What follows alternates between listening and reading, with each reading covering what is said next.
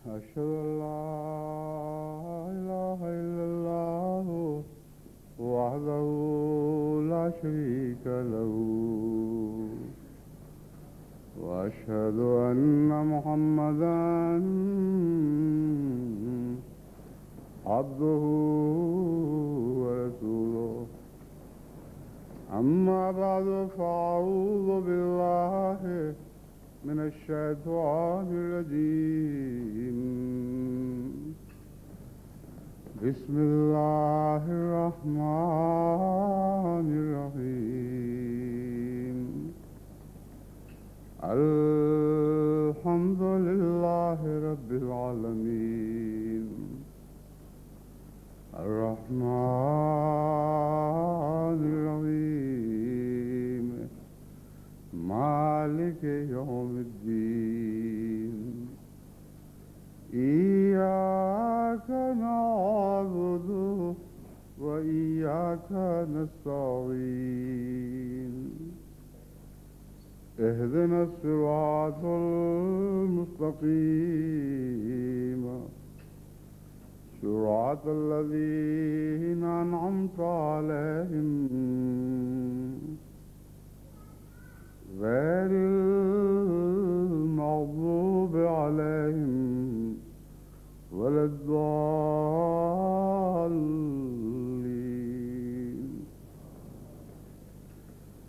والذين لا يشهدون الزور وإذا مروا باللغو مروا كراما.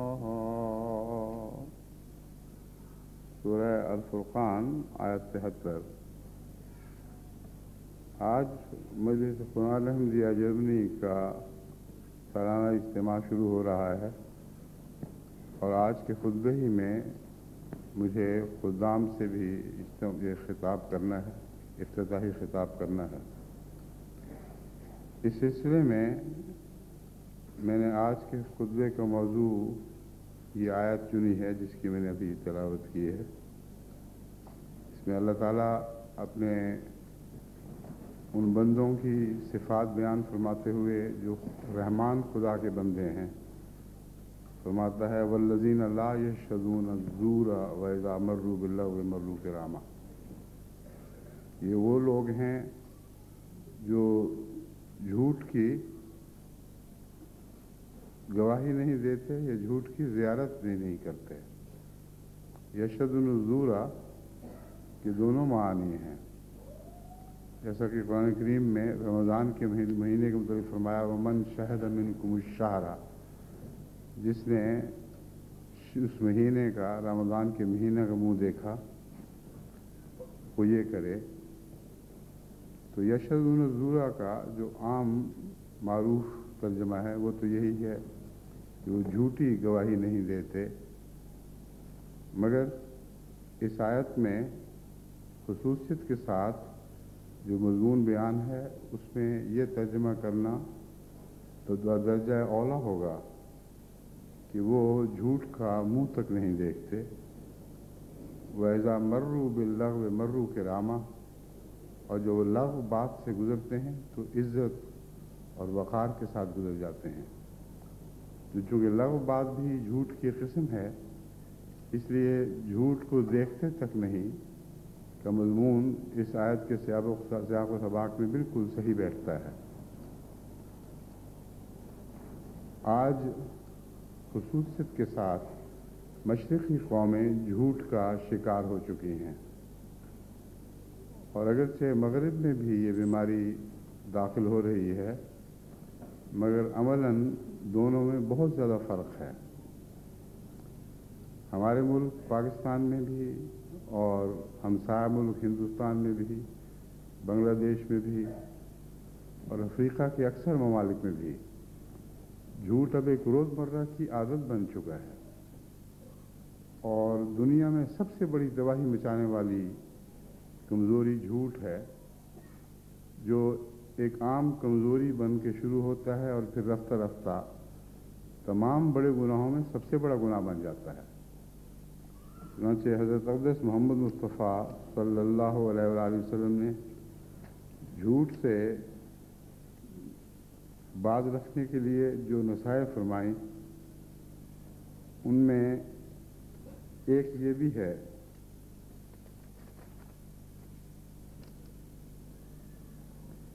حضرت ابو بکر رضی اللہ تعالیٰ عنہ بیان فرماتے ہیں کہ حضرت صلی اللہ علیہ وسلم نے فرمایا کیا میں تمہیں گناہوں میں سے بڑے گناہوں کے متعلق نہ بتاؤں، یعنی ایسے گناہ جو بہت بڑے ہیں، ان میں وہ جو بہت ہی بڑے بڑے ہیں ان کے متعلق میں تمہیں نہ بتاؤں؟ ہم نے عرض کیا ضرور بتائیں یا رسول اللہ۔ تو آپ نے فرمایا اللہ کا شریک ٹھہرانا، والدین کی نافرمانی کرنا۔ یہ دو باتیں بیان فرمانے کے بعد آپ تکیے کا سہارا لیے ہوئے تھے، جوش میں آ کر بیٹھ گئے اور بڑے زور سے فرمایا الا وقول الزور، الا وقول الزور، الا وقول الزور، الا وقول الزور۔ سنو خبردار، جھوٹ بولنا، جھوٹ بولنا، جھوٹ بولنا، جھوٹ بولنا۔ آپ نے اس بات کو اتنی دفعہ دہرایا کہ ہم نے چاہا کہ کاش حضور خاموش ہو جائیں۔ اگرچہ جھوٹ کا ذکر تیسرے نمبر پر آیا، مگر سب سے زیادہ حضرت اقدس محمد مصطفیٰ صلی اللہ علیہ وآلہ وسلم نے جھوٹ پر آ کر جوش کا اظہار فرمایا اور بے اختیار بار بار یہ نصیحت فرماتے رہے کہ خبردار جھوٹ کے قریب تک نہ جانا۔ وجہ یہ ہے کہ جھوٹ سب گناہوں کی جڑ ہے، شرک بھی جھوٹ ہی کا نام ہے، اور ماں باپ کی سے نافرمانی کرنا بھی ایک جھوٹ ہے۔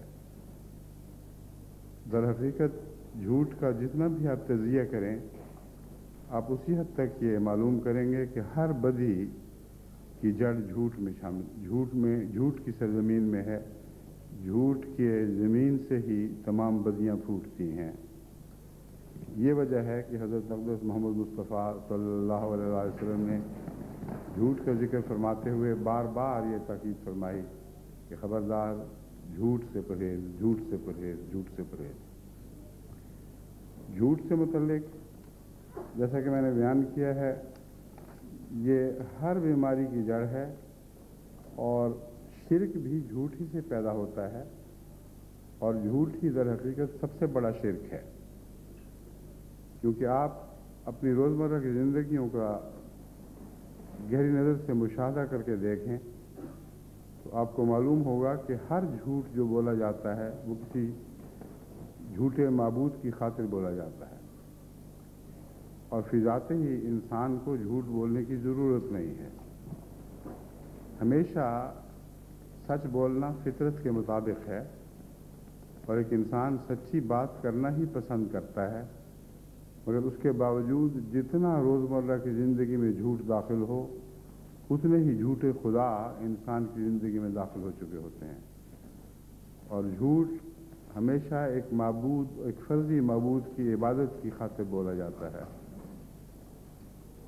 مثلا آپ کو روزمرہ کی باتیں کرتے ہوئے کوئی ایسی بات بیان کرنا ہو جس سے آپ اپنے کسی جرم پر پردہ ڈالنا چاہیں، وہ خواہ شہادت کے دوران ہو یا بغیر شہادت کے ہو، تو اس وقت آپ جھوٹ کا سہارا لے کر حقیقت سے دنیا کی نظر پھیر دیتے ہیں، یعنی جب اپنی نظر حقیقت سے پھیرتے ہیں تو دنیا کو بھی دھوکہ دیتے ہیں اور ایک مقصد حاصل کرتے ہیں، اور اللہ کی عبادت اس سے تمام خوبیاں، تمام نیکیاں، تمام اچھی باتیں حاصل کرنے کی خاطر کی جاتی ہے۔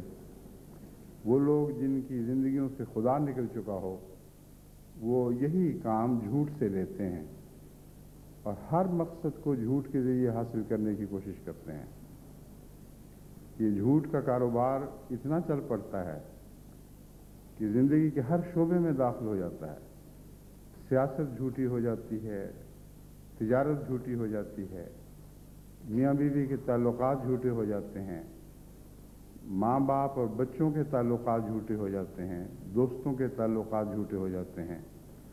زندگی محض ایک دکھاوا بن کے رہ جاتی ہے، اور ساری زندگی میں انسان جھوٹ کی عبادت کرتے کرتے دم توڑ دیتا ہے اور اسے معلوم نہیں ہوتا کہ میں ایک مشرک کے طور پر اپنے خدا کے حضور حاضر ہونے والا ہوں۔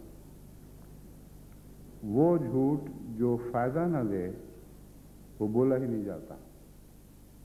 یہ بنیادی حقیقت ہے جسے آپ یاد رکھیں، اور روزانہ جتنی مرتبہ آپ کو جھوٹ بولنے کی عادت ہو اتنی ہی مرتبہ ہی آپ شرک میں مبتلا ہوتے ہیں۔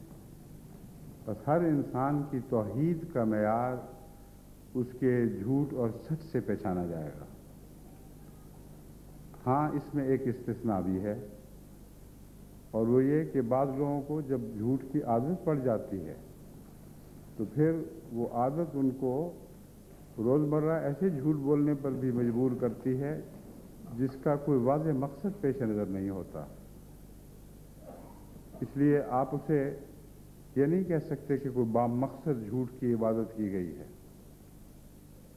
جیسے نیک لوگ بھی جب عادی ہو جاتے ہیں نمازوں کے تو بعض دفعہ یہ پتہ ہی نہیں ہوتا کہ ہم کیا کر رہے ہیں اور کیا سوچ رہے ہیں، بے خیالی میں بھی نماز تو ضرور پڑھتے ہیں، وہ عادت ہے، لیکن بسا اوقات بالارادہ نماز پڑھی جاتی ہے، اور جو بالارادہ نماز ہو وہ سچی عبادت ہے۔ جو عادت کی نماز ہو وہ فرض تو پورا کر دیتی ہوگی مگر حقیقت میں عبادت کی روح نہیں رکھتی۔ بس منفی طور پر جھوٹ کی بھی یہی کیفیت ہے، کبھی تو یہ مخلصانہ غیر اللہ کی عبادت بن جاتا ہے، کبھی یہ روزمرہ کی عام عادت بن جاتا ہے جس میں وہ عبادت کا مفہوم کم رہ جاتا ہے اور عادت کا مفہوم زیادہ ہو جاتا ہے۔ چنانچہ قرآن کریم نے اسی مضمون سے متعلق فرمایا ہے کہ خدا تعالیٰ تمہیں تمہاری قسموں سے متعلق پکڑے گا مگر لغو قسموں کو نظر انداز فرما دے گا۔ جو لغو قسمیں ہیں یعنی جھوٹی بیہودہ قسمیں، ان پر خدا تمہاری پکڑ نہیں کرے گا، یہ بھی اس کا احسان ہے، کیونکہ وہ جانتا ہے کہ یہ قسمیں عادتاً کھائی گئی ہیں، یا جو جھوٹ بولا جا رہا ہے یہ عادتاً بولا جا رہا ہے، اس میں حقیقت کچھ نہیں۔ لیکن حضرت صلی اللہ علیہ وآلہ وسلم نے عادتاً جھوٹ بولنے کو بھی نہایت ہی خطرناک بات قرار دیا ہے، کیونکہ آپ فرماتے ہیں کہ رفتہ رفتہ جھوٹ بولنے سے ہی عادت بنتی ہے، اور جب عادت بن جائے تو ایسے انسان کو یہ عادت لازماً جہنم کی طرف لے جاتی ہے۔ چنانچہ آپ فرماتے ہیں، حضرت عبداللہ بن مسعود رضی اللہ تعالیٰ عنہ کی روایت ہے، تمہیں سچ بولنا چاہیے کیونکہ سچ نیکی کی طرف لے جاتا ہے اور نیکی جنت میں لے جاتی ہے۔ انسان سچ بولتا ہے اور سچ بولنے کی کوشش کرتا ہے یہاں تک کہ وہ اللہ کے حضور صدیق لکھا جاتا ہے۔ یہاں یاد رکھیں، سچ بولتا ہے کے ساتھ آپ نے فرمایا سچ بولنے کی کوشش کرتا ہے، اور کوشش کرنے کے بعد فرمایا یہاں تک کہ وہ خدا کے حضور صدیق لکھا جاتا ہے۔ بس اس میں ہمارے لیے ایک بہت ہی بڑی خوشخبری ہے کہ اگر ہم فوری طور پر اپنے آپ کو جھوٹ سے کلیتاً پاک نہ بھی کر سکیں، اگر خدا کی خاطر دل میں یہ ارادہ باندھیں اور مسلسل توجہ کے ساتھ محنت کرتے چلے جائیں اور جھوٹ سے چھٹکارے کی کوشش اور سچ بولنے کی عادت کو اپنانے کی کوشش کرتے چلے جائیں، اس حالت میں حضرت صلی اللہ علیہ وآلہ وسلم فرماتے ہیں کہ ایک ایسا وقت بھی آتا ہے کہ وہ خدا کے حضور صدیق لکھا جاتا ہے، یعنی بہت سچا ہو جاتا ہے، اور یہ محنت ضائع نہیں جاتی۔ اس کے برعکس فرمایا اور تمہیں جھوٹ سے بچنا چاہیے، کیونکہ جھوٹ فسق و فجور کا باعث بن جاتا ہے، اور فسق و فجور آگ کی طرف لے جاتے ہیں۔ ایک شخص جھوٹ بولتا ہے اور جھوٹ کا عادی ہو جاتا ہے، یہاں تک کہ اللہ کے ہاں کذاب لکھا جاتا ہے۔ بس اگرچہ جھوٹ کا عادی انسان بعض دفعہ بے خیالی میں بھی جھوٹ بولتا ہے، مگر حضرت صلی اللہ علیہ وآلہ وسلم فرماتے ہیں کہ یہ عادت ایک لمبے عرصے کی بدیوں کی وجہ سے پختہ ہوئی ہے، اس کا مزاج بن گیا ہے، اور اسی ایسے ہی شخص کو خدا تعالیٰ کذاب لکھ دیتا ہے، یعنی انتہائی جھوٹ بولنے والا، اور کذاب کے لیے جہنم مقدر ہے، وہ جنت کا منہ نہیں دیکھے گا۔ بس لا یشهدون الزور میں جو شہادت بیان فرمائی گئی وہ در حقیقت اسی غرض سے ہے کہ اگر آپ جھوٹ کا منہ نہیں دیکھیں گے تو آپ جہنم کا منہ بھی نہیں دیکھیں گے، اگر آپ جھوٹ کا منہ دیکھیں گے تو جنت کا منہ نہیں دیکھیں گے، یہ دو چیزیں اکٹھی نہیں چل سکتی۔ اس کے باوجود ہم ان جھوٹ سے بہت بے پرواہ ہیں، اور بسا اوقات ایک کام کرنے سے پہلے ہی جھوٹ کا ارادہ باندھ کر گھر سے چلتے ہیں، کوئی تجارت ہو یا کوئی معاہدہ کرنا ہو یا کسی ملک میں داخل ہونا ہو، پاسپورٹ کا ناجائز استعمال کرنا ہو یا کوئی اور غرض پیش نظر ہو، بسا اوقات انسان دل میں یہ ارادہ باندھ کر گھر سے نکلتا ہے کہ میں جھوٹ بولوں گا، اور مطمئن ہو جاتا ہے کہ اب میرے کام بن جائیں گے کیونکہ میں نے فیصلہ کر لیا ہے کہ میں جھوٹ سے فائدہ اٹھاؤں گا۔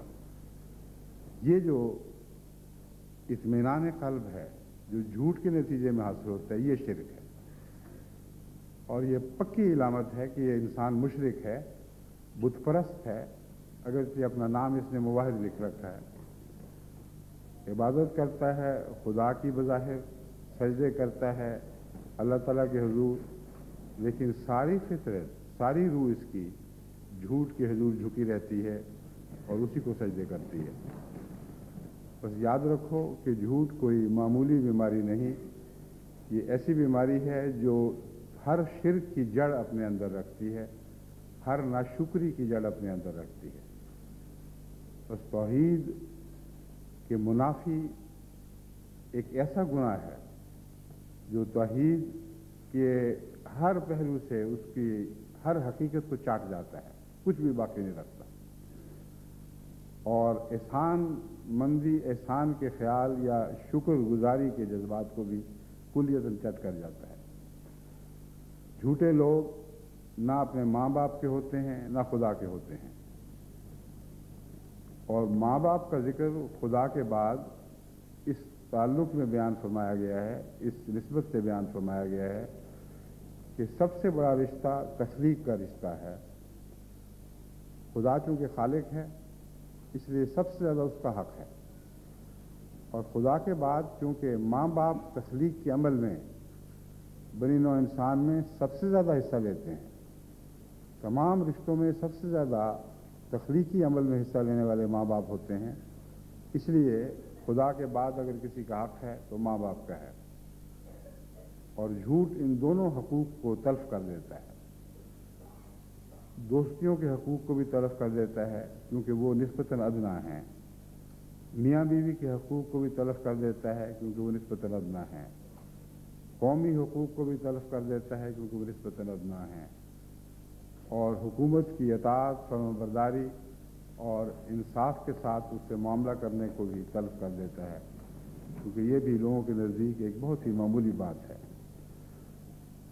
بس یہ دیکھیں کہ جھوٹ آپ کی مجالس میں پلتا کیسے ہے، آپ کے گھروں میں کس طرح بار بار استعمال ہوتا ہے، اور کیوں آپ کی طبیعت پر اس کا برا اثر نہیں پڑتا۔ جب تک یہ احساس بیدار نہیں کریں گے آپ جھوٹ کی بیماری سے شفایاب نہیں ہو سکتے۔ آپ ایک ایسی قوم میں آئے ہیں، ایک ایسے ملک میں آپ نے پناہ ڈھونڈی ہے جو اس پہلو سے بالعموم آپ سے بہتر نمونے دکھانے والا ملک ہے، بلکہ جہاں تک میں نے جائزہ لیا ہے، اور اس میں کوئی رعایت مقصود نہیں بلکہ حقیقت حال میں آپ کے سامنے رکھتا ہوں، تمام یورپ میں میرے نزدیک جرمن قوم سب سے زیادہ سچ بولنے والی ہے۔ اللہ کرے کہ یہ ان کی نیکی اور یہ سچائی ان کو بالآخر توحید کی طرف لے جائے، خدا کرے کہ یہ نیکی قائم رہے، اور جیسا کہ آج دنیا میں سے سچ زائل ہو رہا ہے، اس قوم میں یہ بیماری نہ داخل نہ ہو جو عموماً ترقی یافتہ ملکوں میں بھی داخل ہو چکی ہے، اور یہ قوم اپنے سچ کی حفاظت کر سکے۔ مگر حقیقت یہی ہے کہ ہر پہلو پر غور کرنے کے بعد، گہری نظر سے جائزہ لینے کے بعد میں نے یہ حقیقت معلوم کی ہے، دریافت کی ہے یہ بات کہ تمام یورپین یا مغربی قوموں میں سب سے زیادہ فطرتاً سچی قوم جرمن قوم ہے، اور یہی وجہ ہے کہ بعض دفعہ لوگ ان کو اکھڑ سمجھتے ہیں، بعض دفعہ لوگ سمجھتے ہیں کہ یہ سخت مزاج ہیں،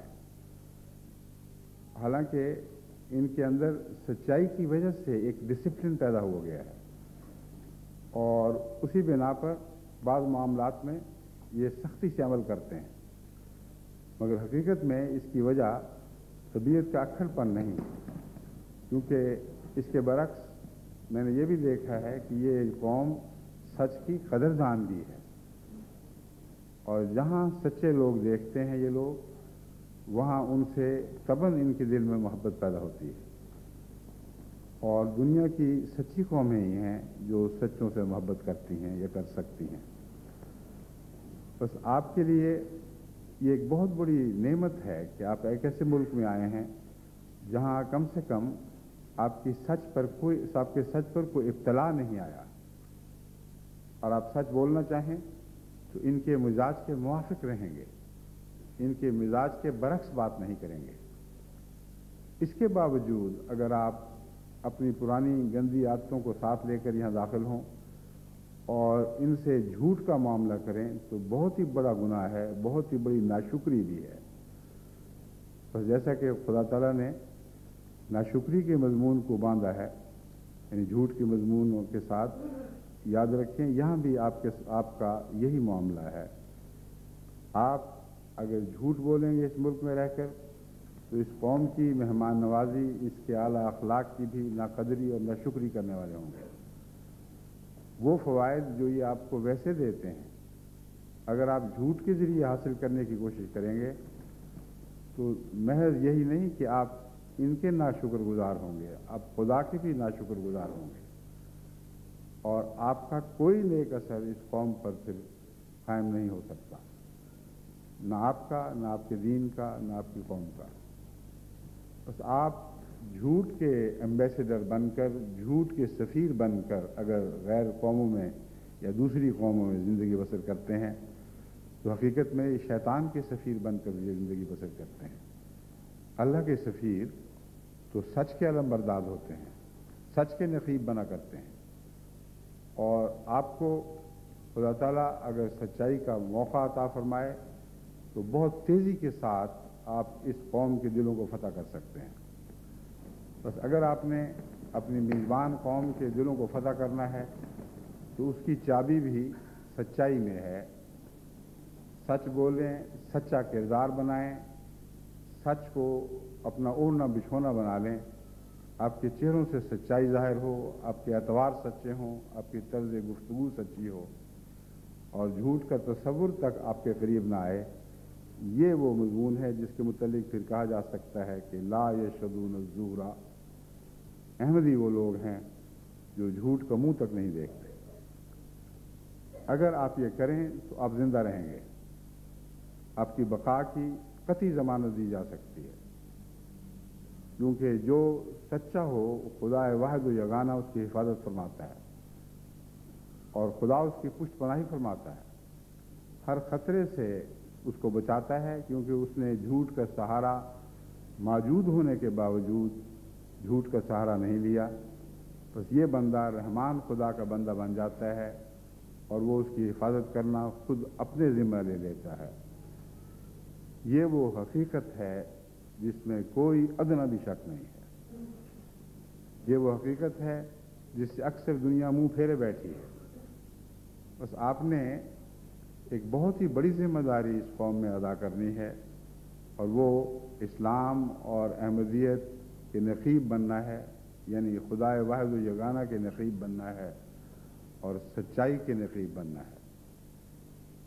اور یہ ایک ایسی ہم آہنگی ہے جس کے نتیجے میں آپ دونوں کے درمیان گفت و شنید میں کچھ فاصلے دکھائی نہیں دیں گے، सच्चे सच्चों से मिलते हैं तो उनके अंदर एक फितरी और तभी लगाव होता है जो उनको एक दूसरे के करीब कर देता है। और मैंने देखा है कि अक्सर दाई इल्लल्लाह वही कामयाब हैं जिनके अंदर सच्चाई पाई जाती है, क्योंकि वो सच्ची बात करते हैं, खा थोड़ी करें, सच्ची बात करते हैं, खा ज़्यादा दलाइल ना भी जानते हों, उनकी बात में वज़न पैदा हो जाता है। और वज़न सच्चाई का नाम है, चालाकियों का नाम नहीं। एक छोटी सी बात भी जो सच्ची हो बाज़ दफ़ा गैर मामूली वज़न इख्तियार कर लेती है, उसके मुकाबले पर 1000 दलाइल भी काम नहीं करते और बेहकीकत हो जाते हैं। यहाँ जो ख़ास कामयाब दाई इल्लल्लाह हैं उनमें से बाज़ ऐसे हैं जिनको जर्मन ज़ुबान भी बहुत थोड़ी आती है। ऐसे ही एक दाई इल्लल्लाह से मुलाकात के दौरान मैंने पूछा कि बताएं आप क्या करते हैं, तो उन्होंने बड़ी सादगी से कहा कि 2 ही बातें हैं जो मैं जानता हूँ, एक ये कि मुझे कोई इल्म नहीं, ज़ुबान भी नहीं आती, और इसका एक ही तोड़ है कि मैं लोगों को मेहमान दावत देकर अपने घर मेहमान बुला देता हूँ। और जिस हद तक भी जो कुछ मुझे कहना आता है सादा लफ्ज़ों में उनको कहता हूँ, और उस मेहमान नवाजी के नतीजे में वो चंद मिनट जो मेरे पास बैठते हैं, मैं महसूस करता हूँ कि वो मेरे बहुत तेज़ी से करीब आ रहे हैं। और वो मजलिस ख़त्म नहीं होती मगर हम एक दूसरे से बहुत करीब आ चुके होते हैं। तब मैं उनसे पूछता हूँ कि अगर आप पसंद करें तो मैं आपको कुछ लिटरेचर दूँ, तो अक्सर वो कहते हैं हाँ हमें ज़रूर दो। और जब मैं लिटरेचर देता हूँ तो वो बसा औक़ात मुस्बित नताइज ज़ाहिर करते हैं, और सिर्फ इतनी सी मेरी तबलीग है जिसके नतीजे में खुदा ताला के फजल से मुझे एक साल में 30 अहमदी मिल चुके हैं जो बहुत ही मुखलिस और फ़िदाई हैं और पूरी तरह जमात के निज़ाम का हिस्सा बन चुके हैं। दूसरी बात उन्होंने मुझे ये बताई कि दूसरा राज ये है कि मेरी बीवी बड़ी मेहमान नवाज है। वो कहते हैं अगर ये बीवी मेहमान नवाज ना होती तो मुझे ज़रूरत ही ना होती कि इस तरह मैं वक्त बे वक्त घरों में मेहमान ले आता। कोई पहले से तयशुदा प्रोग्राम तो होता नहीं, रास्ता चलते किसी से बातें शुरू हुई, थोड़ी सी हम आहंगी देखी और उससे पूछा कि क्यों जी आप पसंद फरमाएंगे कि थोड़ा सा पाकिस्तानी खाना चख लें।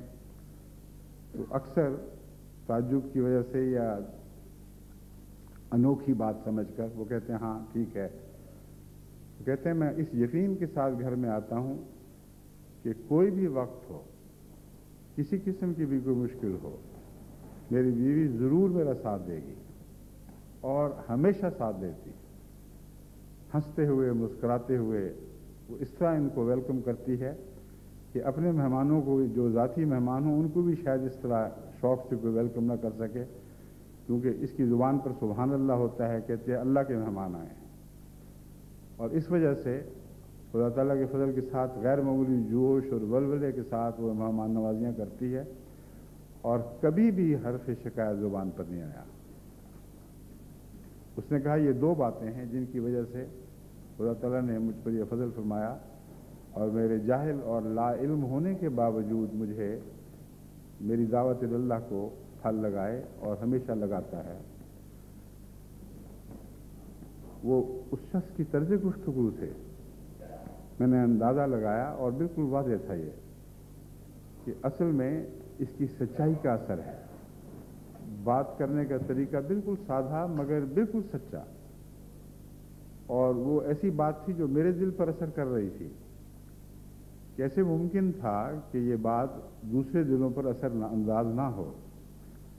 बस याद रखें, अगर आपने दाई इल्लल्लाह कामयाब बनना है तब भी आपको सच की तरफ आना पड़ेगा, और सच्चाई की राह में बहुत रोकें हायल हैं। जो कौम बचपन से अपने घरों में झूठ बोलती ही पल के जवान हुई हो, जिसको झूठ बोलने की आदत, जिसके यहाँ एजाज समझी जाती हो, जितना बड़ा झूठा और लपाटी हो उतना ही मजलिसों का वो हीरो बनता हो, ایسے بیمار سے اس بیماری سے نجات پانا ایسا ہی ہے جیسے کسی گہرے کینسر کے مریض کا کینسر کی بیماری سے شفا پا جانا ہے، اور جھوٹ واقعتاً ایک کینسر بن جایا کرتا ہے، رگو ریشے میں داخل ہو جاتا ہے، ایک طرف سے اکھیڑیں تو دوسری طرف کسی اور جگہ اپنی جڑیں گاڑ دیتا ہے۔ بس یاد رکھیں، جھوٹ کی نگرانی، بڑی نگرانی اور بیدار مغزی کے ساتھ جھوٹ کو اپنے معاشرے سے پاک کرنا آپ پر لازم ہے، اور اگر آپ یہ مہم شروع کریں گے تب آپ کو معلوم ہوگا کہ کتنا مشکل کام ہے۔ کہنے میں آسان مگر کرنے میں بے انتہا مشکل، کیونکہ آپ صبح اٹھ کر جب پروگرام شروع کرتے ہیں اپنا، تو ہر قدم پر آپ کے سامنے سچ اور جھوٹ کی دو راہیں کھلتی چلی جاتی ہیں، اور ہر قدم پر بسا اوقات آپ سچ کی عبادت کی بجائے جھوٹ کی عبادت پر اپنے آپ کو آمادہ پاتے ہیں، اور جب عادت بن جائے تو پتہ بھی نہیں چلتا کہ آپ کیا کر رہے ہیں۔ بعض دفعہ جھوٹ بولنے والے سے آپ کہیں کہ تم جھوٹ بولتے ہو تو اللہ کی قسمیں کھا کے کہے گا کہ میں جھوٹ نہیں بولتا، اور اتنا جوش ہوتا ہے اس کی قسموں کہ آدمی حیران رہ جاتا ہے۔ ایک ایسا شخص جس کو میں جانتا تھا کہ سخت جھوٹا ہے، اس نے عدالت میں نظام جماعت کے سامنے قضا میں جھوٹی گواہی دی، اور اس پر اس کو بڑا جوش آیا کہ میرے خلاف فیصلہ ہو گیا۔ اس نے مجھے خط لکھا کہ آپ تو مجھے جانتے ہیں کہ میں کتنا سچا ہوں، اس لیے میری اپیل ہے آپ کی عدالت میں کہ قضا نے جو مجھے جھوٹا قرار دیا اس کو صاف کریں، اور میں جانتا تھا کہ وہ جھوٹا ہے، لیکن اتنے یقین سے اس نے مجھے لکھا کہ میں حیران رہ گیا۔ اس کی عادت میں اتنا جھوٹ تھا کہ ہر بات میں جھوٹ تھا، اور یہی وہ جھوٹ ہے جب عادت بن جائے تو انسان کو چاروں طرف سے لپیٹ لیا کرتا ہے۔ اسی لیے حضرت صلی اللہ علیہ وسلم نے فرمایا کہ پھر ایسا شخص خدا کے ہاں کذاب لکھا جاتا ہے۔ اپنے بچوں میں دیکھیں، اپنے عزیزوں میں دیکھیں، اپنی بیویوں میں دیکھیں، بیویاں اپنے خامدوں میں دیکھیں، روزمرہ کتنی بار آپ لوگ بے تکلفی سے جھوٹ بولتے ہیں، اور اگر یہ عادت اسی طرح جاری رہی تو آپ کے دین کا کچھ بھی باقی نہیں رہے گا، اور خدا کے ساتھ آپ کا تعلق قائم ہو ہی نہیں سکتا۔ یاد رکھیں، اللہ سے سچا تعلق صادق کا قائم ہوا کرتا ہے، کاذب کا نہیں ہوا کرتا۔ یہ الگ بات ہے کہ کوئی کاذب اپنا نام صادق رکھ لے، کوئی کاذبہ اپنا نام صادقہ رکھ لے، لیکن امر واقعہ یہ ہے کہ خدا کے علم میں سب کچھ ہے، اور خدا کا تعلق سچے سے ہوتا ہے، جھوٹے سے نہیں ہوتا۔ اگر دنیا کی زندگی میں بھی آپ کا یہی تجربہ ہے کہ سچوں سے آپ کا تعلق بڑھتا ہے، خواہ جھوٹے بھی ہوں، تو خدا جو جھوٹا نہیں ہے، جو خدا جو سچ کا سرچشمہ ہے، وہ کیسے جھوٹوں سے تعلق قائم کرے گا؟ اللہ تعالیٰ سب گناہوں سے بڑھ کر ظلم اور جھوٹ سے نفرت کرتا ہے، اور ظلم اور جھوٹ یعنی شرک اور جھوٹ دراصل ایک ہی چیز کے دو نام ہیں۔ بس اپنے حالات پر غور کریں، جائزہ لیں۔ میں نے جو کہا کہ آپ اگر جھوٹے بھی ہوں تو سچے کو عزت کی نگاہ سے دیکھیں گے، یہ بالکل درست بات ہے۔ بسا اوقات ایسا بھی ہوا ہے کہ پاکستان کی عدالتوں میں جج خواہ کیسا بھی تھا، اس کے سامنے جب ایک احمدی نے وقار کے ساتھ سچائی بیان کی تو اس سے متاثر ہوا، اور اس نے صاف لکھ دیا یہ شخص جھوٹ بولنے والا نہیں ہے، میں اس کی قدر کرتا ہوں، اور اس کے حق میں فیصلہ کیا۔ تو انسان کی فطرت میں گہری بات، گہرا تعلق دراصل سچائی سے ہے، کیونکہ انسان سچائی کی طرف سے آیا ہے۔ اللہ کی تخلیق ہے، اور اللہ کی صفات کی چھاپ اس کی ہر تخلیق پر ہوتی ہے۔ بس آپ نے اگر جھوٹ کا سفر اختیار کیا ہے، جھوٹ کو اپنی زندگی کی عادت بنایا ہے، تو فطرت کے خلاف قدم اٹھایا ہے۔ ایک بچہ عام حالات میں کبھی جھوٹ نہیں بولے گا، جب بھی جھوٹ شروع کرے گا کسی سزا کے ڈر سے شروع کرے گا، جب بھی جھوٹ شروع کرے گا کسی لالچ سے متاثر ہو کر کرے گا۔ مگر عام طور پر جس گھر میں جھوٹ نہ بولا جائے وہاں بچے لالچ کے باوجود بھی جھوٹ نہیں بولتے اور خوف کے باوجود بھی جھوٹ نہیں بولتے، اور سچے گھروں کا یہ طرہ امتیاز ہوتا ہے کہ ان کے بچے بالکل صاف اور سچی بات کرنے والے ہوتے ہیں۔ بس اس منزل سے اپنی سچائی کی حفاظت شروع کریں، اپنے بچوں پر نگاہ ڈالیں، ان کی عادتیں دیکھیں، اپنے میاں بیوی کے تعلقات پر نظر ڈالیں، اپنے بہن بھائیوں کے تعلقات پر نظر ڈالیں، بیوی کے تعلق جو اس کی بہو سے ہیں یا بیوی کا تعلق جو اپنے داماد سے ہے، اور اسی طرح داماد اور بہوؤں کا تعلق اپنی ساسوں سے۔ یہ ساری زندگی کے ایسے رشتے ہیں جن کو جھوٹ کی ملونی گدلا کر دیتی ہے اور زہریلا کر دیتی ہے۔ تمام انسانی فساد کی جڑ جھوٹ ہے، ہر جگہ ظلم اور ستم جھوٹ کے نتیجے میں پیدا ہوتا ہے۔ اگر ایک انسان خواہ کیسا ہی مجرم کیوں نہ ہو یہ قطعی فیصلہ کر لے کہ جو کچھ بھی ہوگا میں نے جھوٹ بہرحال نہیں بولنا، تو اسی دن اس کے جرائم کی جان نکلنی شروع ہو جائے گی، ان میں کوئی زندگی باقی نہیں رہے گی۔ بس اپنا غور سے جائزہ لیں، اپنا گہری نظر سے مطالعہ کریں، نفس کا اندرونی سفر اپنے جھوٹ کی تلاش میں شروع کریں، تو پہلے دن ہی آپ کو بہت سے جھوٹ دکھائی دیں گے۔ اور عجیب بات ہے کہ جب آپ ان کو صاف کر لیں گے، جو ایک مشکل کام ہے، تو اس کی تہہ میں پھر آپ کو اور بھی جھوٹ دکھائی دیں گے۔ جب آپ ان کو صاف کر لیں گے تو اس کی تہہ میں پھر کچھ اور بھی جھوٹ دکھائی دیں گے، اور یہ سفر بہت لمبا اور صبر آزما ہے۔ سچے لوگ بھی جن کو آپ بہت اعلیٰ درجے کا سچا سمجھتے ہیں جھوٹ کے خلاف نگرانی کرتے ہیں اور جانتے ہیں کہ کسی نہ کسی پہلو سے چھپا ہوا دشمن کسی تہہ میں ضرور موجود ہوگا۔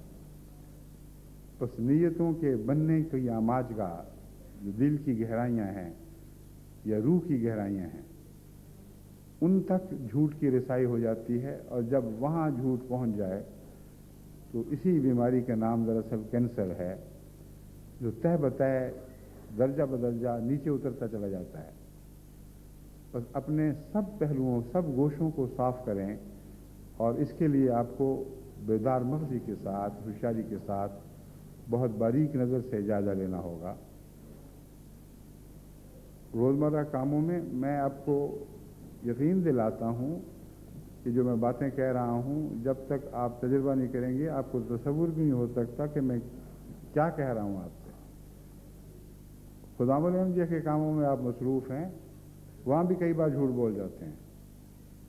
کوئی پوچھتا ہے کیوں جی لیٹ کیوں ہو گئے، تو بے اختیار دل سے ایک عذر نکلاتا ہے، اور اگر ٹھنڈے دل سے غور کریں تو پتہ چلے گا کہ وہ عذر پورا سچا نہیں تھا، اس میں کوئی نہ کوئی پہلو جھوٹ کا موجود تھا۔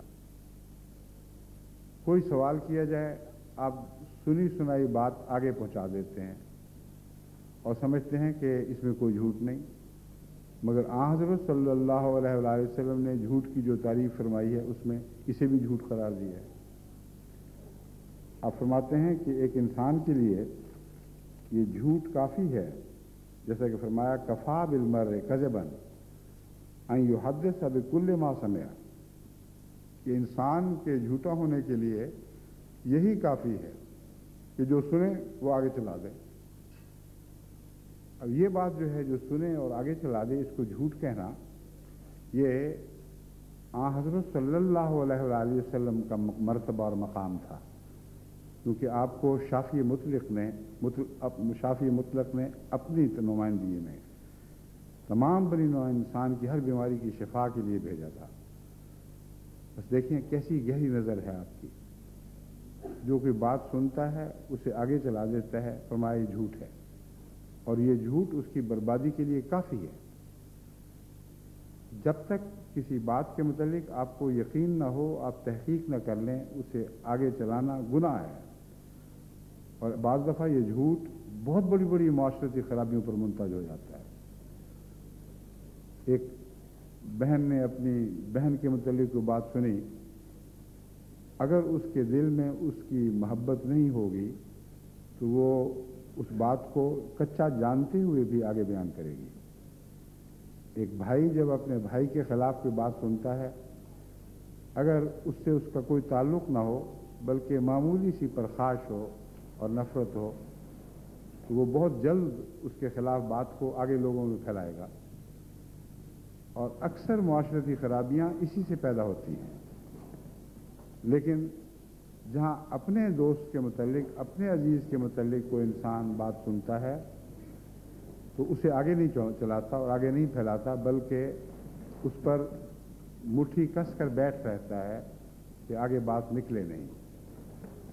और ये भी एक झूठ है। अमरे वाक़या ये है कि दोनों बातें सच्ची भी हो सकती हैं और झूठी भी हो सकती हैं, मगर अगर आपने अपनी नफ़रत की वजह से किसी के खिलाफ बात को उछाल दिया तो ये भी एक झूठ है। और अगर मोहब्बत की वजह से उस बात की तहकीक ही न की और उससे आंखें बंद करके बैठ रहे तो ये भी एक झूठ है। बस हज़रत सल्लल्लाहु अलैहि वसल्लम ने जो फितरत की गहरी, फितरत पर बहुत गहरी और बारीक नज़र रखते थे, हर पहलू से हमारे गुनाहों को खंगाल कर हमारे सामने ला खड़ा किया है और हर खतरे से हमें मुतनब्बे फरमा दिया है। अब ये आदत अगर आप अपने मुआशरे से दूर कर दें तो मुनाफिकों को मुनाफिकत फैलाने का कोई मौका ही बाकी नहीं रहेगा। जितनी कौमें मुनाफिकतों से हलाक हुआ करती हैं, उनकी हलाकत का राज इस बात में है कि जो बात सुनी आगे चला दी, और इससे रफ्ता रफ्ता कौमों के किरदार तबाह हो जाते हैं, उनकी हिम्मतों की कमरें टूट जाती हैं। वो समझते हैं कि हमारे मुआशरे में तो ऐसा ही होता है। फहशा भी इसीलिए झूठ की एक बदतरीन किस्म है। जब आप बुरी बात किसी जगह सुनते हैं और सुनते ही उसे आगे बढ़ा देते हैं तो उससे सिर्फ यही नहीं कि आप झूठ के मुर्तकिब होते हैं, बल्कि वो मुआशरा जिसमें ऐसी बातें आम होने लगें वहाँ वो बदियाँ फिर जड़ें पकड़ने लगती हैं। और इंसान फितरतन ये सोचता है कि अगर ये बातें चल रही हैं, फलां भी ऐसा कर रहा है या फलां भी ऐसी कर रही है, तो हम भी कर लें तो क्या फ़र्क पड़ता है। और झूठ की जुर्रत बदकिरदारी की जुर्रत में तब्दील हो जाती है। एक गुनाह दूसरे गुनाह पे मुंतज हो जाता है। बस आप अगर अपने माशरे की खराबियों पर नज़र रखें तो बिला मुबालगा आप यकीन के साथ इस नतीजे पे पहुंचेंगे कि अक्सर बीमारियां, अक्सर गुनाह झूठ की सरजमीन पर परवरिश पाते हैं और झूठ के पानी ही से सैराब होते हैं। बस झूठ का कला खमा करें, अपनी ज़िंदगियों को सच्चा बनाएं, और अगर आप अपनी ज़िंदगियों को सच्चा बना लें तो इस दुनिया में जन्नत हासिल कर लेंगे। जो सच में तस्कीन देने की ताकत है वो दुनिया की किसी और चीज़ में नहीं। सच्चाई तमानियत बख्शती है, सच्चाई सादगी पैदा करती है, सच्चाई कनात पैदा करती है। अगर सच्चाई ना हो तो दिखावे की ज़िंदगी आपको तरह तरह के कर्ज़ों में मुब्तला कर देती है, तरह तरह की मसनूई ऐसे तरीक इख्तियार करने पर मजबूर करती है जिसकी आपको इस्तात नहीं है, और आप समझते हैं कि ये झूठ नहीं है, हालांकि ये झूठ है। सच सिर्फ ये है कि खुदा ने जो आपको दिया है वही आपका हो, और जो आपके पास नहीं है दुनिया देख ले कि आपके पास नहीं है। क्योंकि आप दुनिया की नज़र से डरते हैं और दुनिया को अपना खुदा बना लेते हैं, इसलिए देने वाला आपको कुछ और देता है और जिसको आपने दिखाना है उसका और तकाजा है। तो आप फिर कर्ज लेकर भी अपनी मसनूई ज़िंदगी का मयार, अपनी ज़िंदगी का मयार मसनूई तौर पर बढ़ा लेते हैं, मांग कर भी अपनी इज़्ज़त पर दाग डाल लेते हैं। कर्ज ले लेकर इस नीयत से लेना कि वापस नहीं करूँगा, ये भी एक बहुत गंदी किस्म का झूठ है। تو آپ کسی بھی بیماری کا تجزیہ کریں جو روزمرہ ہمارے معاشرے میں پائی جاتی ہے، تو پہلے اگر آپ کا دھیان اس طرف نہیں بھی گیا تھا، یہ جھوٹ تھا جس میں آپ زندگی بسر کر رہے تھے، تو اب میرے بتانے پر، نشاندہی پر جب آپ دوبارہ غور کریں گے تو آپ اس کو جھوٹ ہی پائیں گے۔ ایک سادہ آدمی جو جھوٹا نہ ہو وہ قانع ضرور ہوا کرتا ہے۔ ایک آدمی کے گھر میں کچھ بھی نہیں، اگر کوئی مہمان آتا ہے تو یہ بالکل جھوٹا خیال ہے کہ اگر آپ اس کی کچھ خاطر نہ کر سکیں تو آپ اس کی نظروں میں ذلیل ہو جائیں گے۔ اگر ایک سچا آدمی اپنی غربت کی وجہ سے کسی مہمان کی عزت نہیں کر سکتا تو میں آپ کو یقین دلاتا ہوں کہ وہ مہمان اس کی عزت دل میں لے کر واپس جایا کرتا ہے۔ کبھی بھی ایسا نہیں ہوا کہ وہ اسے ذلیل سمجھے، یہ انسانی فطرت کے خلاف ہے۔ اس کی سادگی، اس کی سچائی، ایک چادر ہے تو وہی بچھا دی کہ آؤ یہیں بیٹھ جائیں، ٹھنڈا پانی نلکے سے نکال کے پلا دیا۔ یہ ان باتوں میں بہت زیادہ طاقت ہے اس کے مقابل پر کہ آپ کسی کے گھر دوڑے جائیں اور وہاں سے لسی یا چائے مانگ کر لائیں اور مانگے ہوئے برتنوں میں اپنے مہمان کی خدمت کر رہے ہوں، افراتفری گھر میں آئی ہو۔ آپ کو وہم ہے کہ مہمان پہچانتا نہیں ہے، وہ خوب جانتا ہے، خوب پہچانتا ہے۔ سادگی ہے جو دراصل جھوٹ سچائی سے پیدا ہوتی ہے، اور سچائی سادگی کو طاقت بخشتی ہے، سادگی سچائی کو طاقت بخشتی ہے۔ جو کچھ ہے، جو کچھ خدا نے آپ کو دیا وہی کچھ بنے رہیں، اس سے زیادہ بننے کی کوشش نہ کریں۔ ایسے موقعوں پر کتنی مصیبتیں حل ہو جاتی ہیں، کتنے جھنجھٹوں سے آپ کو چھٹکارا مل جاتا ہے۔ کئی لوگ لکھتے ہیں کہ ہماری اتنی بچیاں ہیں، اتنے بچے ہیں، ان کی شادیاں کرنی ہیں، کچھ بھی نہیں ہے، دعا کریں۔ میں ان کے لیے دعا کرتا ہوں، اور صرف یہ دعا نہیں کرتا کہ اللہ تعالیٰ ان کی ضرورتیں پوری پیدا فرمائے، بلکہ یہ بھی کرتا ہوں کہ خدا ان کو قناعت بخشے، اور جیسا سادہ زندگی کے ساتھ حضرت صلی اللہ علیہ وآلہ وسلم ان ضروریات زندگی کو پورا کیا کرتے تھے، اسی سادہ زندگی سے ان کو بھی توفیق ملے۔ لیکن ان کی راہ میں ایک مشکل پیدا ہو جاتی ہے۔ حضرت اقدس محمد رسول اللہ کے زمانے میں تو حضرت صلی اللہ علیہ وآلہ وسلم کے نیک نمونے کے نتیجے میں اکثر معاشرہ اصلاح پذیر تھا، اور وہاں تکلفات تھے ہی نہیں۔ وہی حال حضرت مسیح موعود علیہ السلام کے زمانے میں بھی معاشرے میں پیدا ہوا، اور اس کے نتیجے میں یہ فرائض آسان ہو گئے۔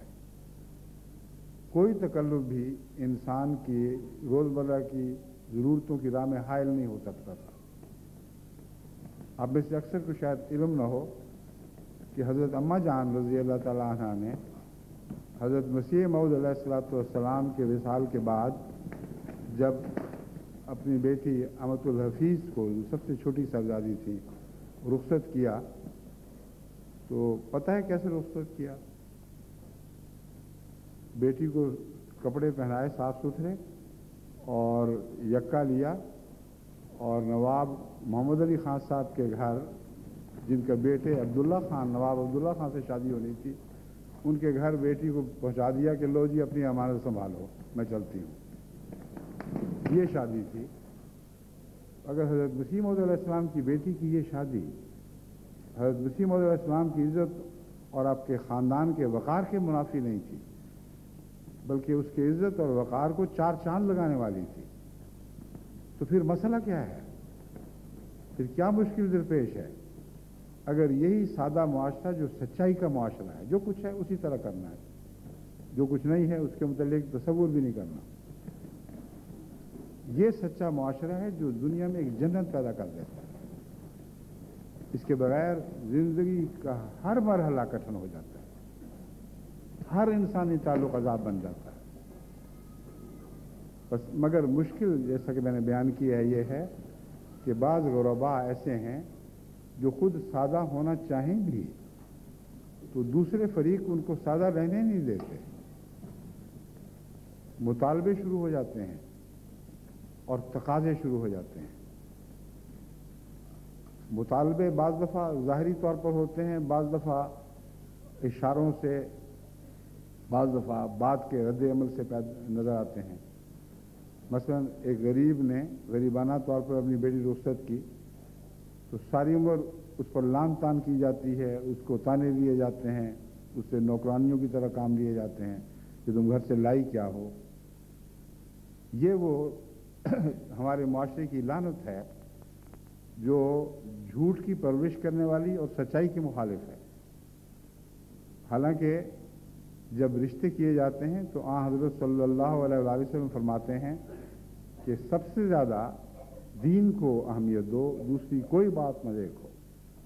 اور دین سے مراد محض کسی کا نمازیں پڑھنا نہیں، بلکہ اس کا رہن سہن، اس کی طرز زندگی کی شرافت ہے۔ ایک انسان دیندار ہو اور اچھے اخلاق کا مالک ہو، اس کا رہن سہن اچھا ہو، اگر اس بنا پر آپ کی بیٹی اگر آمادہ ہو اور آپ اسے شادی کر دیں تو یقیناً یہ شادی دنیا میں بھی اس بچی کے لیے جنت کا موجب بن سکتی ہے۔ اگر آپ خاندانی پس منظر دیکھیں، دنیا کی دولت دیکھیں، علم دیکھیں، اور آدمی اپنی ذات میں بدخلق ہو، بدتمیز ہو، تو ایسی زندگی، ایسی بچی کی زندگی آغاز ہی سے جہنم بن جائے گی اور کبھی اسے زندگی میں سکون کا سانس نصیب نہیں ہوگا۔ پس جتنی بھی تفصیل کے ساتھ آپ معاشرے پر اور روزمرہ کی زندگی کے تعلقات پر نظر ڈالیں، آپ کو یہ یقین پہلے سے زیادہ بڑھ کر آپ کے دلوں میں جاگزین ہوتا چلا جائے گا، جگہ بناتا چلا جائے گا کہ ہر مشکل کا حل سچائی ہے، ہر زندگی کا سکون اور طمانینت سچائی سے ملتی ہے۔ جھوٹ ایک لعنت ہے جس نے ہمارے معاشرے کو ہر پہلو سے برباد کر کے رکھ دیا۔ ایسی قومیں ہیں جن کو خدا نے بہت کچھ دیا، لیکن محض جھوٹ کی وجہ سے ان کا سب کچھ برباد ہو گیا۔ آج ہی اس وقت یوگینڈا میں مثلا خدام الانبیاء کا اجتماع ہو رہا ہے، اور انہوں نے بھی مجھ سے یہ درخواست کی ہے کہ میں اپنے خطاب میں ان سے بھی کچھ کہوں۔ اور یہ جو میں نے مثال دی ہے، اس میں سب سے پہلے یوگنڈا میرے ذہن میں آیا تھا۔ بہت ہی خوش نصیب ملک ہے جہاں تک اللہ کی عطا کا تعلق ہے۔ وہاں کے موسم، وہاں کی زمین کی شادابی، وہاں کے پھول پھل کے اندر جو خدا تعالیٰ نے غیر معمولی صلاحیتیں رکھی ہیں، اس کی وجہ سے، اور پھر وہ بہت بڑی جھیل لیک وکٹوریا جس میں بے شمار ایسی مچھلی پائی جاتی ہے جو دنیا بہت زیادہ قیمت دے کر بھی خریدنا پسند کرتی ہے۔ تمام نعمتیں، تمام معدنیات ہر قسم کی، تمام وہ قدرتی وسائل جو ایک قوم کو خوشحال بنا سکتے ہیں، یوگنڈا کو میسر ہیں، لیکن انتہائی ناگفتہ بے حال ہے، کیونکہ اتنا جھوٹ آ گیا ہے ان کی زندگی میں کہ اس جھوٹ نے ان کی ہر چیز برباد کر دی ہے۔ جھوٹ کے نتیجے میں چوری پیدا ہوئی ہے، چوری کی عادت نے تمام تجارتوں کا حلیہ بگاڑ کے رکھ دیا ہے۔ کوئی تجارت پنپ ہی نہیں سکتی، کیونکہ ہر شخص جب اس کو موقع ملے گا جھوٹ بولے گا اور چوری کرے گا۔ اور علاوہ ازیں ایڈز کی بیماری جتنا یوگینڈا میں ہے اتنا دنیا کے کسی ملک میں نہیں ہے۔ بعض حصے تو یوں معلوم ہوتا ہے کہ انسان کے بیچ سے خالی ہو جائیں گے، اس تیزی کے ساتھ ایڈز انسانوں کو وہاں ہلاک کر رہی ہے، خاص خطوں میں بات ہے۔ وجہ یہ ہے کہ جہاں جھوٹ ہو وہاں چوری ہوگی، اور جہاں جھوٹ اور چوری ہو وہاں انسانی تعلقات مکمل طور پر جھوٹے ہو جاتے ہیں۔ نہ بیوی خاوند سے وفادار رہتی ہے، نہ خاوند بیوی سے وفادار رہتا ہے، نہ بہن بھائی سے، نہ بھائی بہن سے۔ تمام انسانی رشتے گندے ہو جاتے ہیں، اور اس وقت پھر یہ بیماریاں اپنا ٹول لیتی ہیں، یعنی اپنا خراج وصول کرتی ہیں۔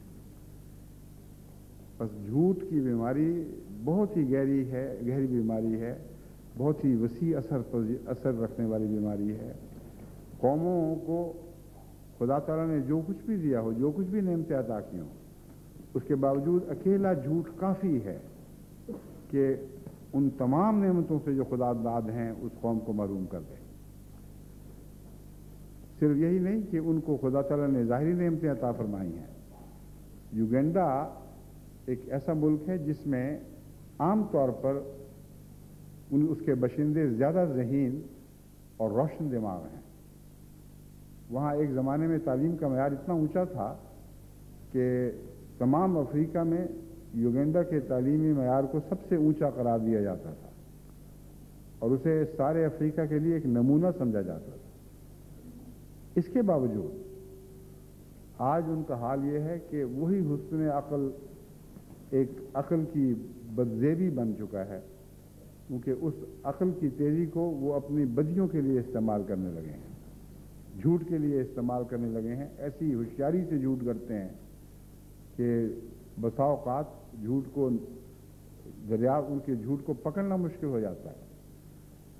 اور چوری جیسا کہ میں نے بیان کیا ایک عام روزمرہ کی زندگی کا حصہ ہے، لیکن یوگینڈا کی متعلق جب میں یہ کہہ رہا ہوں تو اس لیے نہیں کہ وہ ایک اور قوم ہے۔ حقیقت یہ ہے کہ یوگینڈا کی کوئی بھی ایسی بیماری نہیں جو اب پاکستان میں یوگینڈا سے کم ہو۔ وہاں بھی جھوٹ سے آغاز ہوا ہے اور ہر چیز جھوٹی ہو گئی۔ جھوٹ کی عبادت واقعتاً بعض اوقات انسان کو جھوٹے خداؤں کے سامنے جسمانی طور پر بھی سجدہ ریز ہونے پر مجبور کر دیا کرتی ہے، کیونکہ جھوٹ کے بعد پھر کسی چیز کا اعتماد نہیں رہتا۔ خدا سے تعلق ہے کوئی نہیں، انسانوں سے لینا ہے جو کچھ لینا ہے۔ اگر زندہ انسانوں سے نہیں ملتا تو مردہ انسانوں سے مانگیں گے۔ چنانچہ کسی کہنے والے نے یہ کہا کہ آج اسلام آباد مشرکوں کی آماج گاہ بن گیا ہے۔ پاکستان کا کیپٹل اسلام آباد ایک ایسی جگہ ہے جہاں سب سے زیادہ بت پرست رہتے ہیں، کیونکہ جھوٹ کی عبادت کرنے والے، جھوٹ سے مانگنے والے، قبروں کو سجدہ ریز، قبروں کے سامنے سجدے کرنے والے، ان کو چادریں پہنانے والے، مردوں سے مانگنے والے، تمام وہ لوگ جو جھوٹے پیروں فقیروں کے آگے جا کر اپنے ماتھے رگڑتے ہیں کہ ہمیں کچھ دلوا دو، یہ سب بت پرست ہیں۔ اور اس خوفناک سفر کا آغاز جھوٹ سے شروع ہوا ہے۔ بس جتنا بھی آپ جھوٹ کی برائی سوچ سکتے ہیں اس سے زیادہ جھوٹ میں موجود ہے۔ یہ غلط ہے کہ آپ جھوٹ کی برائی کو سوچیں اور اس میں نہ ہو۔ میں یقین دلاتا ہوں کہ آپ کا تصور پیچھے رہ جائے گا اور جھوٹ کی بہت سی برائیاں ہیں جو آپ کے تصور کی حد سے آگے جا چکی ہوں گی۔ یہی وجہ ہے کہ اس جھوٹ کی تلاش اپنی ذات میں مشکل ہے۔ اپنی ذات کے حوالے سے جب آپ جھوٹ کو پہچاننے کی کوشش کرتے ہیں تو آج جس حد تک آپ جھوٹ کو پہچانتے ہیں کل اس سے زیادہ پہچاننے کی استطاعت پیدا ہوگی، اور پھر رفتہ رفتہ آپ کے دل میں ایک قسم کی گھبراہٹ پیدا ہونی شروع ہو جائے گی۔ اگر آپ یہ سفر اختیار کریں گے تو آپ پھر یہ سوچنے لگیں گے کہ ہمارا کوئی عمل ایسا ہے بھی کہ خدا کے حضور پیش کر سکیں یا نہ کر سکیں۔ ہر نیکی سے کے پیچھے بھی ایک جھوٹ تھا، ایک دکھاوا تھا، ایک دنیا داری تھی، ایک ذاتی ایک طلب تھی، ایک ضرورت تھی جس کے ساتھ نیکی کو ملا دیا گیا۔ آواز اچھی ہے تو تلاوت اس غرض سے کی جا رہی ہے کہ داد ملے، کوئی پڑھنا اچھا آتا ہے تو اس غرض سے پڑھا جا رہا ہے کہ اس کی داد ملے۔ ہر چیز میں انسان سے داد طلب کی جاتی ہے، یہ بھی ایک جھوٹ ہے، کیونکہ ایک ہی ہے جو داد دیتا ہے تو سچی داد دیتا ہے، وہ اللہ ہے، اور ایک ہی ہے جس کی داد کی قیمت ہے، اس کے سوا سب جھوٹ ہے۔ تو اتنا بڑا گھیرا ڈال رکھا ہے جھوٹ نے ہماری زندگی اور معاشرے کا کہ اس سے بچنا اور بچ نکلنا کوئی معمولی بات نہیں ہے۔ بس میں آپ کو بار بار یہی نصیحت کرتا ہوں، یہ نہ سمجھیں کہ میں ایک بات کو دہرا رہا ہوں حالانکہ آپ سمجھ چکے ہیں۔ مجھے ڈر یہ ہے کہ جتنی دفعہ بھی دہراؤں ابھی بھی آپ میں سے بہت سے ایسے ہیں جن کو سمجھ نہیں آئی، اور جن کو کم سمجھ آئی ہے وہ زیادہ جھوٹے ہیں، کیونکہ ان کو اپنے جھوٹ کی پہچان ہی نہیں ہے۔ ان کو پتہ ہی نہیں کہ وہ روزمرہ کے معاشرے میں کس حد تک جھوٹ کا سہارا لیتے ہیں، اور ان کی عادات میں جھوٹ داخل ہے، ان کی نیتوں میں جھوٹ داخل ہے۔ بس جماعت جرمنی کو خصوصیت کے ساتھ اور مجلس خدام الاحمدیہ کو اس سے بھی بڑھ کر اپنی اہم ترین ذمہ داری یہ بنا لینا چاہیے کہ وہ جھوٹ کے خلاف ایک جہاد شروع کریں گے۔ خدام الاحمدیہ اس لیے کہ اطفال خدام الاحمدیہ کے سپرد ہیں، اور اطفال کی منزل پر ہی دراصل جھوٹ کی بیخ کنی کی جا سکتی ہے۔ اگر اطفال کی منزل پر آپ جھوٹ کی بیخ کنی نہیں کر سکیں گے تو بڑے ہو کر یہ ایک بہت مشکل کام بن جاتا ہے۔ اب یہ بات سننے کے بعد جب آپ گھروں میں جائیں گے اور روزمرہ اپنی دوستوں کی مجالس میں بیٹھیں گے تو کوشش تو کر کے دیکھیں کہ آپ پتہ کریں کہ کس حد تک آپ میں یہ بیماری پائی جاتی ہے، یا آپ کے دوستوں میں یہ بیماری پائی جاتی ہے، آپ کے عزیزوں میں یہ بیماری پائی جاتی ہے۔ تب آپ کو پتہ چلے گا کہ صورتحال کتنی بھیانک ہے۔ باوجود اس کے کہ خدا تعالیٰ کے فضل سے جماعت احمدیہ دوسری تمام مسلمان جماعتوں میں سب سے زیادہ سچ بولنے والی ہے اور سب سے کم جھوٹ کا سہارا لینے والی ہے، لیکن یہ بیرونی نظر کا مطالعہ ہے۔ میں اندرونی نظر سے دیکھتا ہوں۔ جس نے گھر کی صفائی کرنی ہو وہ اس بات پر مطمئن نہیں ہوا کرتا کہ اس کے گند چھپے ہوئے ہیں۔ باہر سے آنے والا مطمئن ہو سکتا ہے، اگر گھر میں پردوں کے پیچھے اور دروازوں کی اوٹ میں یا کونے خطرے میں دریوں کے نیچے گند پڑے ہوئے ہوں تو باہر والا آدمی آ کر شاید محسوس نہ کرے اور وہ خوش ہو کر وہاں سے چلا جائے کہ گھر صاف ہے۔ مگر گھر کا مالک یہ نہیں کر سکتا۔ اگر اس میں کوئی شرافت کوئی حیا ہے تو جب تک اس کے گھر میں گند ہے ناممکن ہے کہ وہ اس سے آنکھیں بند کر لے۔ بس میں جو اتنے اصرار کے ساتھ بات کر رہا ہوں، نعوذ باللہ یہ مراد نہیں کہ میں خام خواہ بے وجہ جماعت کی بدنامی کرا رہا ہوں۔ میں جماعت کی نیک نامی چاہتا ہوں اور بڑے گہرے درد کے ساتھ یہ باتیں محسوس کر کے آپ کو بتا رہا ہوں کہ آپ جھوٹ سے پاک نہیں ہوئے۔ آپ کے گھروں کے کونوں کتروں میں، آپ کے دلوں کی کیواڑوں کی اوٹ میں ابھی جھوٹ کے گند پڑے ہوئے ہیں۔ ان ڈھیروں کو اٹھا کر باہر نکالیں، خدا کے حضور گر کر گریہ ازاری سے اپنے آنسوؤں سے اپنے باطن کی صفائی کریں، اپنے باطن کو ہر گندگی سے پاک کرنے کی کوشش کریں۔ اللہ تعالیٰ نے بہت فضل فرمائے ہیں ہم پر، اور جماعت جرمنی بطور خاص ان فضلوں کا مثل بنی ہوئی ہے۔ دو باتیں ایسی ہیں جماعت جرمنی کی جن کی وجہ سے خصوصیت سے اس جماعت کے لیے میرے دل میں محبت بھی ہے اور دعائیں بھی نکلتی ہیں۔ ایک یہ کہ جب بھی میں نے کوئی نیک کام کہا، اتنی سنجیدگی کے ساتھ، اتنی محنت اور کوشش کے ساتھ ساری جماعت جٹ جاتی ہے کہ نسبت کے تناسب کے لحاظ سے مجھے اور کہیں یہ تناسب دکھائی نہیں دیتا۔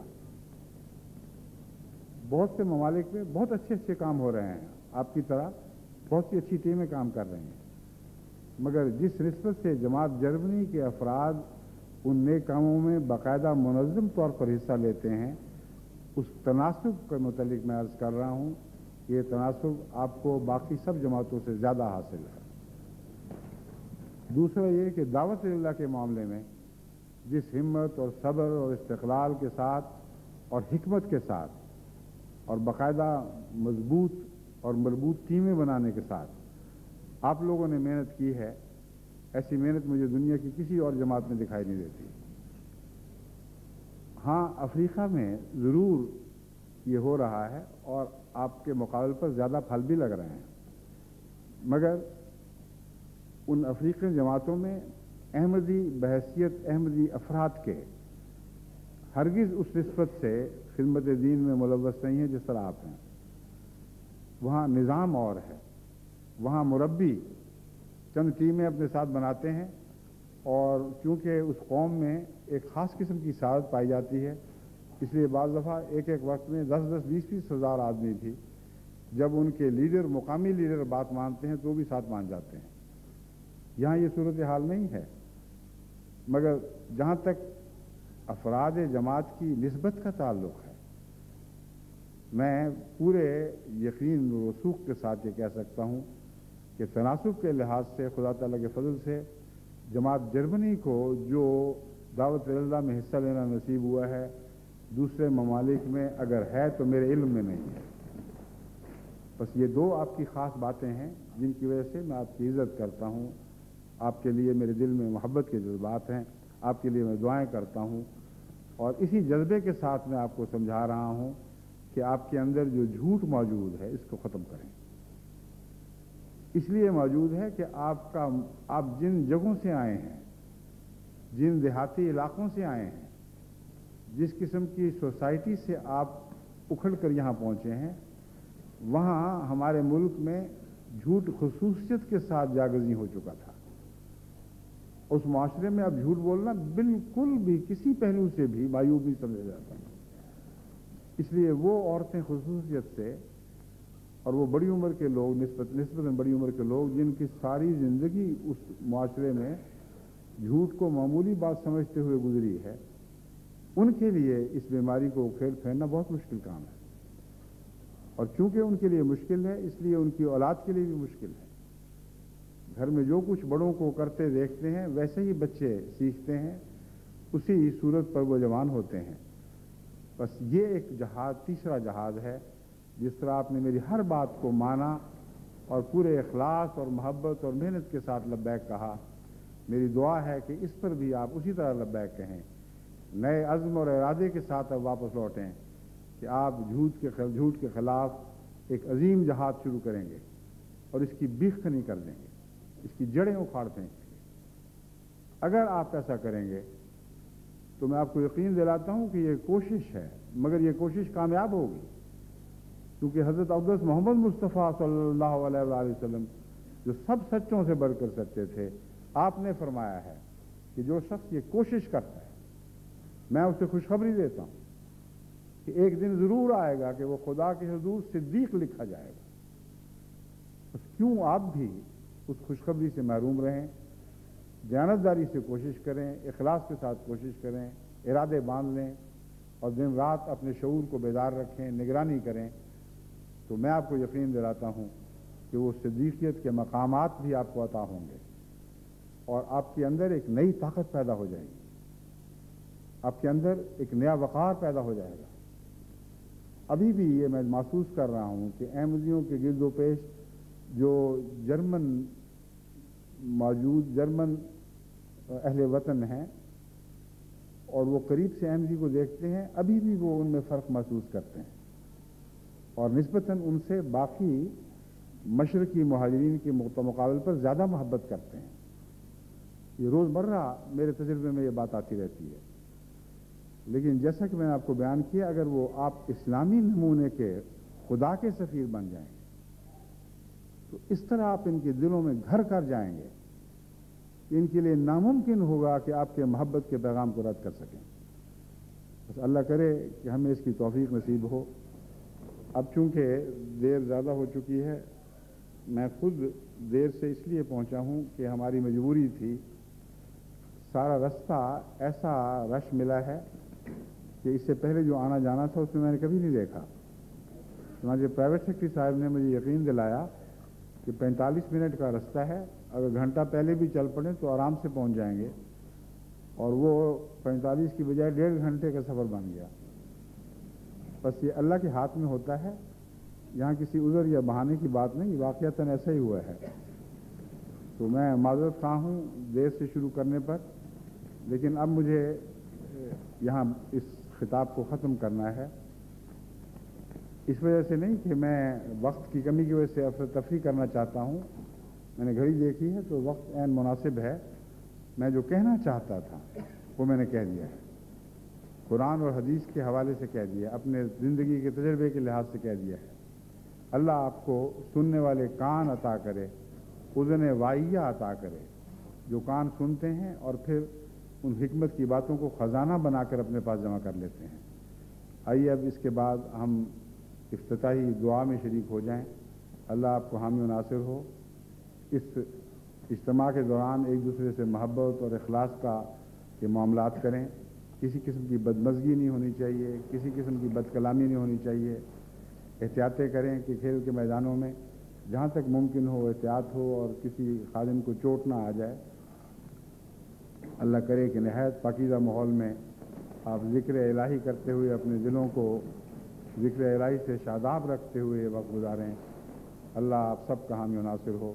خیریت سے آئے ہیں, خیریت ہی سے واپس لوٹیں اور کسی قسم کی کوئی دکھ کی خبر ہمیں نہ ملے. دعا کر لیجیے.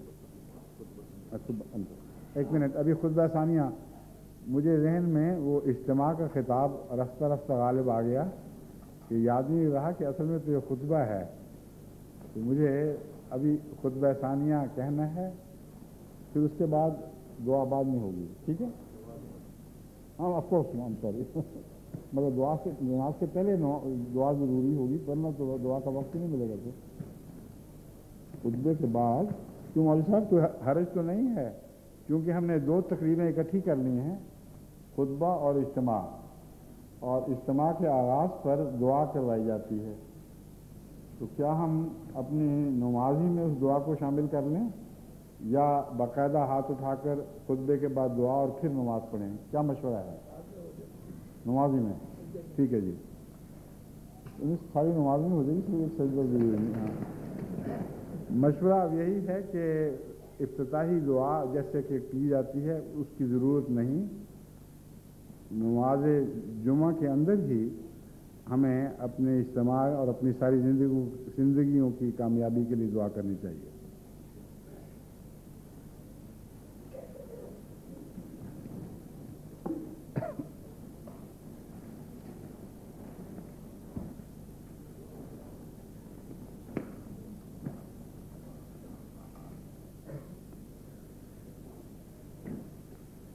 الحمد لله نحمده ونستعينه ونستغفره ونؤمن به ونتوكل عليه ونعوذ بالله من شرور أنفسنا ومن سيئات أعمالنا من يهده الله فلا مضل له ومن يضلله فلا هادي له ونشهد أن لا إله إلا الله وحده لا شريك له ونشهد أن محمدا عبده ورسوله. عباد الله رحمكم الله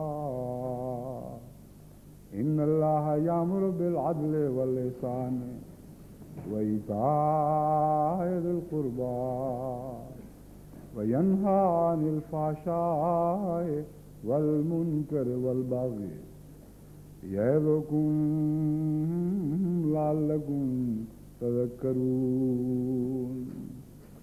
اذكروا الله يذكركم وادعوه يستجب لكم